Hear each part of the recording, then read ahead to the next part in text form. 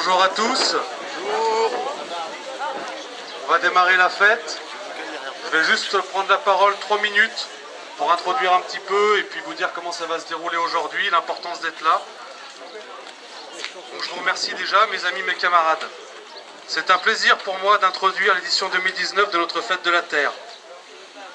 Cette année a un goût un peu spécial, car notre fête se situe en pleine campagne des élections européennes.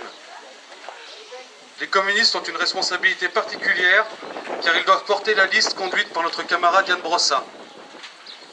Notre liste est la seule à avoir l'ambition d'emmener une ouvrière au Parlement européen.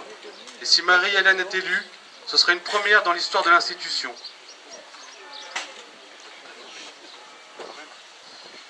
C'est une liste de combat, car il ne s'agit pas seulement de paroles, mais bien de lutter contre l'Europe libérale, pour une autre Europe, de conquérir de nouveaux droits pour toutes et tous, et que les jours heureux voulus par le CNR deviennent notre présent. Le Parti communiste a la volonté de transformer cette vieille Europe avec une vision différente de ce qui a prévalu jusqu'ici, comme il l'a toujours fait en rejetant tous les traités libéraux depuis la création de l'UE. Nous luttons pour une Europe des gens contre l'Europe de l'argent.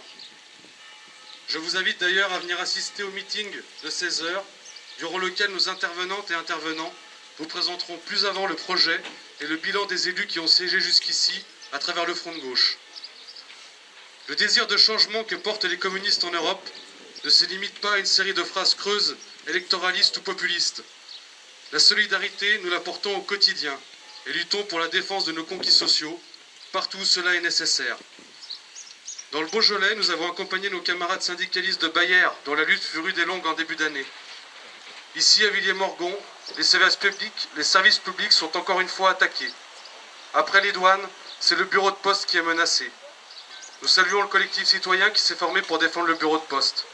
Et je vous propose d'ailleurs, pour ceux qui le souhaitent et le peuvent, qu'on se retrouve après le vin d'honneur devant le bureau de poste pour une action symbolique, pour dire non à la fermeture de ce bien commun qui va encore participer à la désertification des zones rurales de notre Beaujolais au profit des villes alentours.